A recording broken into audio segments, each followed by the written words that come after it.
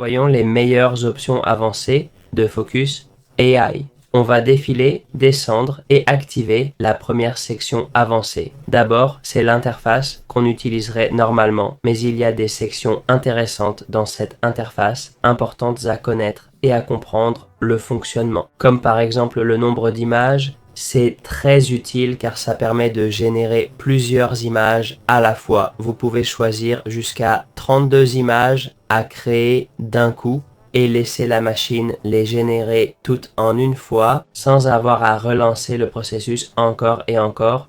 Beaucoup d'applis n'ont pas ça, c'est vraiment intéressant. Une autre option avancée se trouve dans la section modèles. On peut utiliser jusqu'à 5 modèles LoRa différents. Pour ceux qui l'ignorent, les modèles LoRa sont entraînés pour un but précis.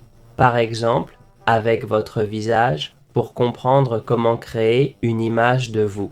Ainsi, la machine apprend à générer une image précise de votre visage et qu'elle soit fidèle à la réalité.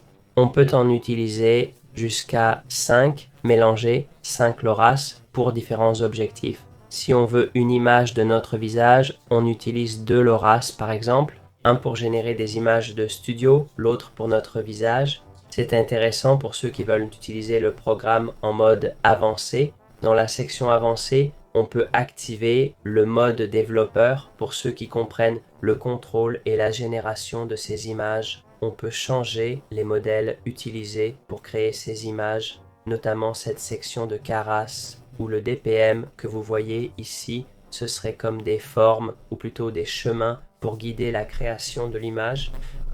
Ça nous donne un aspect plus réaliste, par exemple.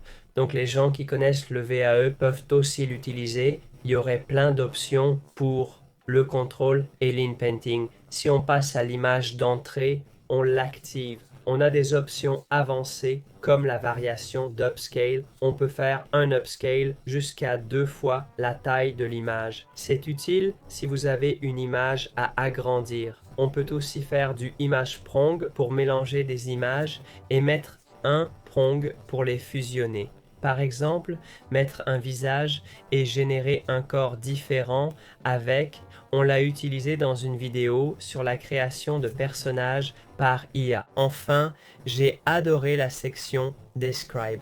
Comme je disais, cet outil me plaît beaucoup car il permet de charger une image. Dans ce cas, j'ai chargé cette image et on peut lui demander de la décrire.